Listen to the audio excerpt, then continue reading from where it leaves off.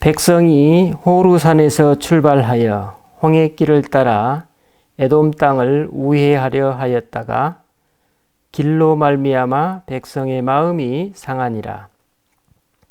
백성이 하나님과 모세를 향하여 원망하되 어찌하여 우리를 애굽에서 인도하여 내어 이 광야에서 죽게 하는가? 이곳에는 먹을 것도 없고 물도 없도다. 우리 마음이 이 하찮은 음식을 싫어하노라. 하매 여호와께서 불뱀들을 백성 중에 보내어 백성을 물게 하심으로 이스라엘 백성 중에 죽은 자가 많은지라. 백성이 모세에게 이르러 말하되 우리가 여호와와 당신을 향하여 원망함으로 범죄하였사오니 여호와께 기도하여 이 뱀들을 우리에게서 떠나게 하소서. 모세가 백성을 위하여 기도하매 여호와께서 모세에게 이르시되 불뱀을 만들어 장대 위에 매달아 물린 자마다 그것을 보면 살리라. 모세가 놋뱀을 만들어 장대 위에 다니 뱀에게 물린 자가 놋뱀을 쳐다본 즉 모두 살더라.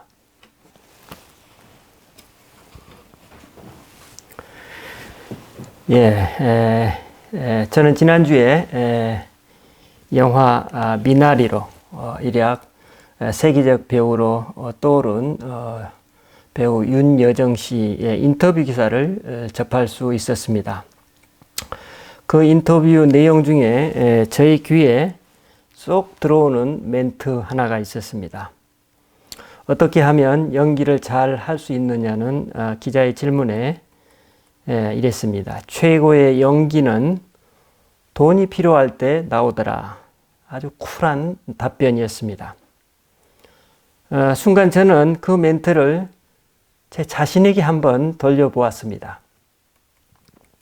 그러면 최고의 신앙, 최고의 영성은 어디에서 나오는가? 아마 저는 지난 한 주간 이 질문을 마음에 품고 지냈던 것 같습니다. 오늘 본문 4절에 보면 백성이 호르산에서 출발하여 홍해길을 따라 에돔 땅을 우회하려 하였다가 길로 말미암아 백성의 마음이 상하니라 하고 당시의 상황을 전하고 있습니다. 민수기 33장 38절에 보면 이스라엘 자손이 이집트에서 나온 지 40년째 5월 초 하루에 제사장 아론이 호르산에서 죽었다는 이 내용을 미루어 보면 오늘 본문의 이스라엘 백성은 이집트를 떠난 지 적어도 38년에서 40년 사이 정도가 되었음을 알 수 있습니다. 아마도 이집트에서 홍해를 건넜던 이스라엘 백성들은 길면 몇 주 혹은 아주 일이 잘못되었을 때 2개월 정도 걸리리라 생각했었던 가나안에 이르는 길이 어느덧 38년이 훌쩍 넘어버린 것입니다. 물론 그들은 그 와중에 하나님의 각별한 돌보심과 은혜, 만나와 메추라기, 바위를 뚫고 샘물이 터져 나오는 생수의 복을 누리기도 했지만 그 모든 것이 오늘의 이 고통스러운 여정, 내일을 알 수 없는 이 끝없는 유랑생활, 언제 어디에서 이방인의 칼이 들이닥칠지 모르는 이 긴장된 생활에 그들의 마음은 몹시 상하고 지쳐 있었습니다. 이집트에서의 10가지 재앙과 홍해의 이적을 생생히 경험했던 그들이었지만 정처 없이 떠돌아다니는 이 40여 년의 유랑생활은 그들 자신도 모르게 그들 심중 깊은 곳에 어두운 그림자로 자리 잡게 되었습니다. 그래서 그들의 입술에서는 지금까지 꾹꾹 가슴속에 묻어두었던 내면의 소리들이 이제 삐죽삐죽 새어나오기 시작했습니다.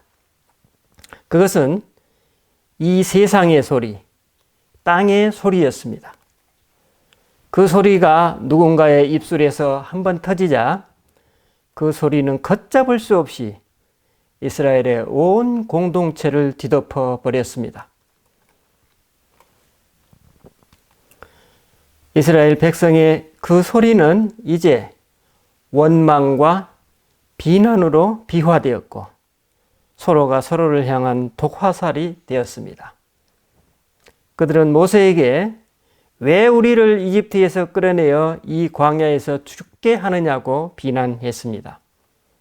상황이 이쯤 되면 어느 누군들 이집트에서 먹었던 고깃국과 싱싱한 부추가 생각이 나지 않겠습니까? 그래서 그들은 먹을 것도 없고 물도 없고 이제 이 하찮은 음식도 신물이 난다면서 모세의 하나님을 원망하기 시작했습니다. 그래서 그들은 더 이상 그 광야길을 불평 없이 묵묵히 걸어갈 수 없게 되었습니다. 이제 이스라엘의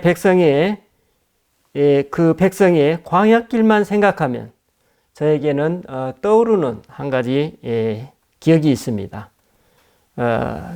신대원 1학년 때 성지순례를 다녀왔던 제 친구가 있었는데 제가 그 친구에게 물어봤습니다. 이스라엘 광야에 직접 가보니까 어떻더냐? 그랬더니 그 질문에 대해서 그 친구가 이렇게 답했습니다. 하루는커녕 단 2시간도 그 떼약볕이 내리쬐는 그 광야에서 서 있을 수 없었다라는 증언이었습니다. 여러분, 우리 모두는 이처럼 인생이라는 광야길을 걷고 있습니다. 그리고 예외 없이 도처에서 불뱀들을 만나게 됩니다. 죽을 수밖에 없는 상황을 직면하는 것 같습니다. 그래서 우리는 하나님께 구원을 요청합니다. 언어로 표현할 수 없는 절박한 간구가 그냥 허공에 흡수되어 버리는 것 같은 무력감을 느끼게 됩니다. 우리는 이때 인생의 삶과 우리 인생의 삶의 부조리와 또 불합리를 절감하게 됩니다. 이런 맥락에서 제가 신학교 입학하기 전에 성경을 읽기 시작하면서 가장 이해하기 어려웠고 받아들이기에 합당하지 않았던 내용이 있었는데 그 중에 하나가 바로 오늘 참조 말씀 하갈과 이스마엘에 관한 이야기였습니다.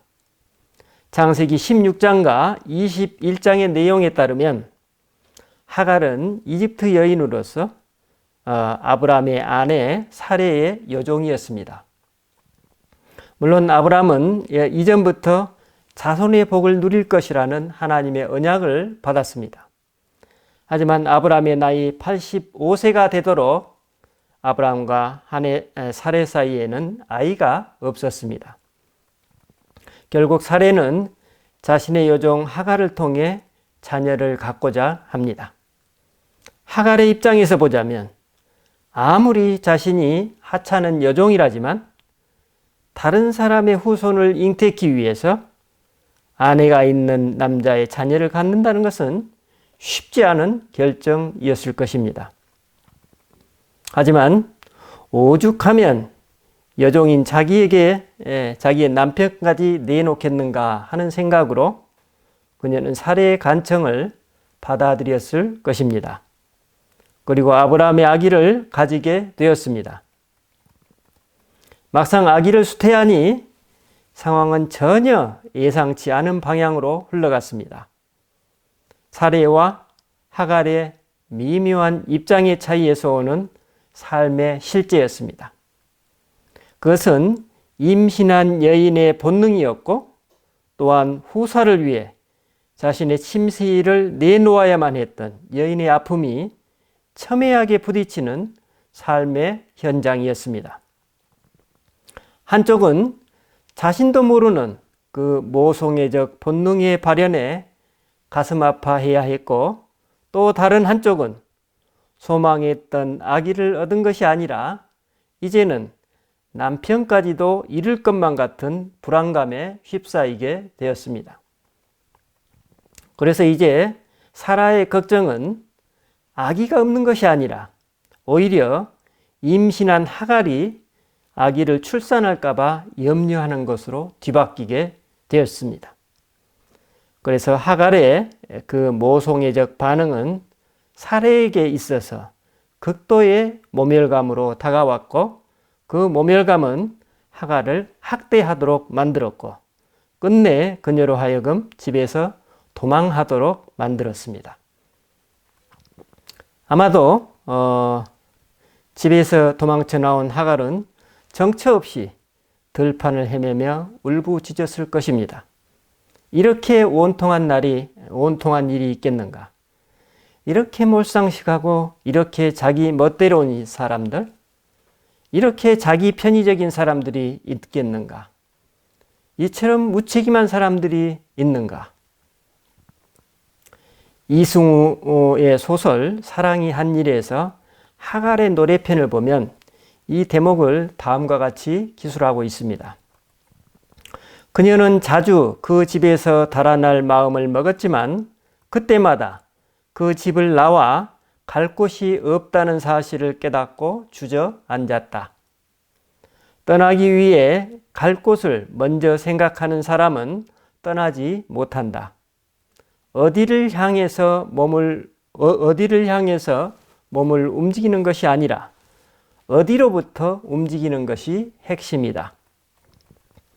도착해야 할 어딘가를 향해서가 아니라 떠나야 할 어딘가로부터 출발하는 것이다.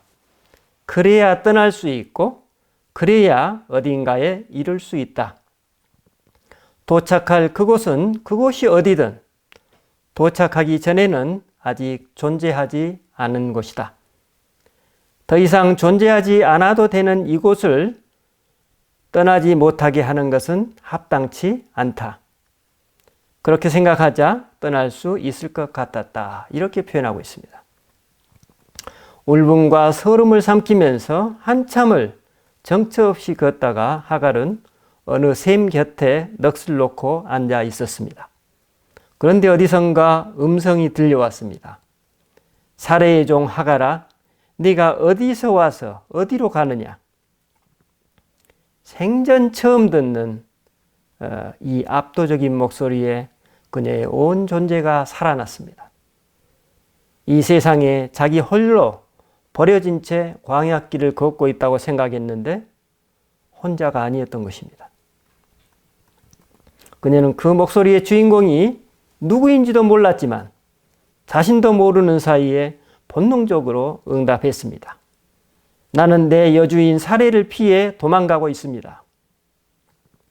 그녀는 자신 외에 아무도 없는 그 광야에서 분명 대화를 하고 있었고 그 대상은 다름 아닌 자기 자신이 섬기는 그 주인들이 믿는 하나님이라는 것을 직감적으로 느끼게 되었습니다.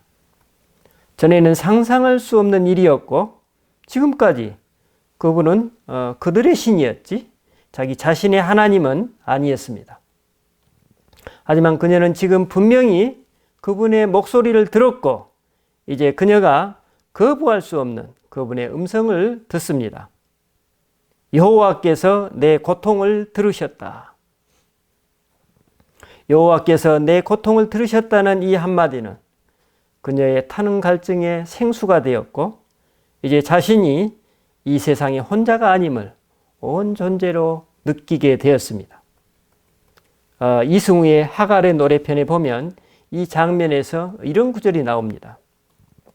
땅의 신음소리는 하늘에서는 가장 큰 소리, 못 들을 수 없다. 외로움과 고통 속에서 숱하게 내보냈던 언어가 되지 못한 될 수 없었던 신음소리를 그분이 친히 듣고 있었다는 말이 그녀의 내부에 소용돌이를 만들었다. 언어가 되지 못한 될 수 없는 신음소리를 가장 크게 들은 분, 자기의 답답하고 억울한 처지를 살피시는 분의 존재를 깨달은 감격 때문에 그녀의 울음소리는 한층 더 커졌다. 이렇게 묘사하고 있습니다. 그리고 이제 그녀는 거부할 수 없는 그분의 음성에 귀를 더 기울입니다. 내 주인에게로 돌아가서 그 수하에 복종하여라. 내가 아들을 낳으리니 그 이름을 이스마엘이라 하라. 내가 내 씨를 크게 번성하여 그 수가 많아 셀 수 없게 하리라. 하갈은 하나님의 이 언약을 받고 마음에 큰 위로를 얻습니다. 그리고 그 하나님을 나를 살피시는 하나님이라고 이름 짓습니다. 하갈에게 그 하나님은 그녀의 모든 것을 알고 계시고 그녀의 말을 들으시고 그녀가 하지 않은 말까지도 알아듣는 나를 보살피시는 하나님이셨습니다. 그래서 그녀는 다시 발길을 돌이킬 수 있었습니다. 집에 돌아온 하갈은 아기를 낳았고 그 이름을 하나님께서 일러주신 대로 이스마엘이라고 지었습니다. 돌아온 주인의 집에서 그녀의 유일한 기쁨은 아기가 커가는 모습이었을 것입니다. 물론 종으로서의 일은 고되고 힘들었겠지만 점차 사내의 모습으로 커가는 아이가 그녀의 든든한 버팀목이 되어 주었습니다. 그녀는 이 집의 종으로 또 이 아이의 어머니로 살 수 있을 것이라고 생각했을 것입니다. 하지만 그녀의 이 생각은 너무나도 순진하고 편의적이었음이 바로 드러나게 됩니다. 세월이 흘러 사라가 이제 임신하게 되었고 아브라함이 100세가 되어서 이삭을 얻게 되었습니다. 이삭의 탄생이 하갈에게는 기쁨이 되지 못했습니다. 사라의 아기가 태어나자 자신과 아들 이스마엘을 대하는 그 사라의 태도는 너무나 싸늘해졌고 더욱더 싸늘해졌고 자신과 아들 이스마엘은 점점 더 위축되어감을 느꼈습니다. 그리고 이스마엘이 더 커가면 갈수록 아들을 보는 사라의 눈초리는 경계와 함께 불안감이 배어 있었습니다. 그러던 어느 날 사라는 이스마엘이 아기 이삭을 놀리는 모습을 보면서 그녀의 불안감은 크게 달했고 결국 남편 아브라함에게 그 모자를 쫓아내자고 재촉합니다. 하갈의 입장에서 보자면 기가 막힐 일입니다. 자기들 멋대로 필요에 따라서 남편의 침실로 들여보낸 사라. 그런 자신을 받아들여서 자신의 아들을 낳아 주었는데도 무책임하게 대하는 아브라함. 그 아브라함이 아침 일찍 일어나 떡과 물 한 가죽 부대를 어깨에 메어주면서 아들과 함께 집을 떠나라는 것입니다. 어떻게 말로 표현할 수 없는 삶의 곡절이고 부조리의 현장이었습니다. 차라리 자기 스스로 먼저 나왔던 14년 전의 일은 그래도 인간적 자존감이라도 지킬 수 있었습니다. 그건 스스로의 결정이었기 때문입니다. 그런데 지금은 여인의 몸으로 어린아이 하나를 데리고 그것도 타이에 의해서 허허벌판 메마른 광야길을 목적지도 없이 떠난다는 것은 죽음의 길로 들어서는 것과 같았습니다. 아마도 그녀는 인간의 세계가 이토록 무섭다는 것을 처음 느꼈을 것입니다.